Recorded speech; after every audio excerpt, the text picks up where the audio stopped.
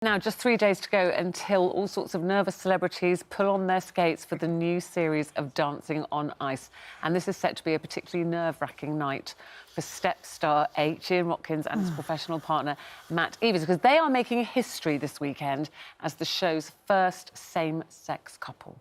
OK, so no rehearsals today. The lads are with us now, and while it is fantastic to see you, I'm sort of slightly embarrassed we're even sort of talking about this, that this is an issue. So from the point of view that it's never happened before, it's an event, but, you know, obviously it should be happening, and I can't really see a lot of resistance. I think a lot of people, not a lot of people, some people may object on some sort of religious basis or something like that. But it has to be a thing to make it not a thing. Yeah. And then next year, you know, it'll just become, you know, part of the competition, hopefully. Because it's been talked about for a while, hasn't it? It's been talked about on Strictly. They did do a same-sex dance within the pros. One of the performances with the pros, but never with contestants. Which was beautiful, by the way. It was great. Yes, it was. But I know this is very important to you, though, H, isn't it? That you... It's quite a responsibility, I suppose. Yeah, I mean, it was always something I wanted to do. I've auditioned for the show twice before. It was, you know, it's one of those bucket list shows. You know, I really wanted to... Every year goes knocking on the door. Yeah, but it just never happened, you know, for different reasons. And when I had the meeting in the summer, I said, I'd like you to consider, you know, me being partnered with a male. And I heard nothing. And then literally 2 weeks before I got the phone call, the green light was lit, and it was like, what? I cried. Because it means so much to me and my family, you know, my kids, the community. It's incredible. What about you, Matt? When did you know? How did you feel? I got the phone call in September, which is normally when they kind of lock all the pros in and, you know, hey, would you like to be a part of the show? Of course, X, Y, Z. And then it was about another week or so that then our exec producer phoned and said, would you consider skating with another man? And I went, oh, you're joking. Like, the network would never go for something like that. And she said, no, this has come from the top, like the tip top. And again, I got really emotional.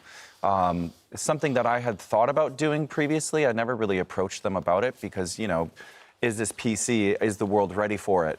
And when I agreed to it, it was pretty special. And what reaction have you had since it's been announced that the two of you are dancing together? Overwhelmingly positive, you know, and it just shows that people need this, you know, just visibility. We didn't have this when we were kids growing up. Nothing like this on television. I was going to say, for you in Wales, I mean, who was on television that you related to in terms of your sexuality and how you felt about your sexuality? Was nobody really representing you? Not really. I mean, there were many different kinds of gay people on TV, but I guess when I was growing up, John Inman, Larry Grayson, Dale Winton, but they were all stereotypical gay people.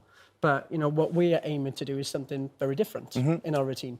It's kind of the mission statement for me this year is to make this normal. Like you said this morning when we were off camera, like, this shouldn't have to be a thing. But it is, because it is an event, and I want to make sure that we're not, you know, making a circus out of it. I want to make sure that this is something that is everyday life for many people. Do you know, Matt, for people where it's not everyday life, I mean, some people, whether consciously or not, will be making their own judgments, or they'll be thinking a certain way, and they'll be thinking, who's the lead, who's not the lead here? Do you guys try and stay away from a gender stereotype on this? Well, we are still trying to figure it out as well. You know? Absolutely. This is, because it's never been done before, every day is new for us. It's new for me. I've been, you know, skating for 35 years now.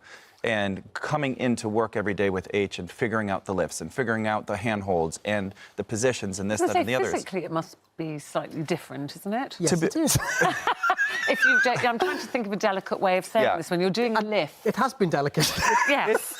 The funny thing is the basis of what we're doing is I'm teaching somebody how to ice skate. And we have really not come across a lot that is different. I can lift him, and that's been one of the biggest things on social media is, oh, well, who's going to lift who? We attempted H lifting me, but because of my size, he can't.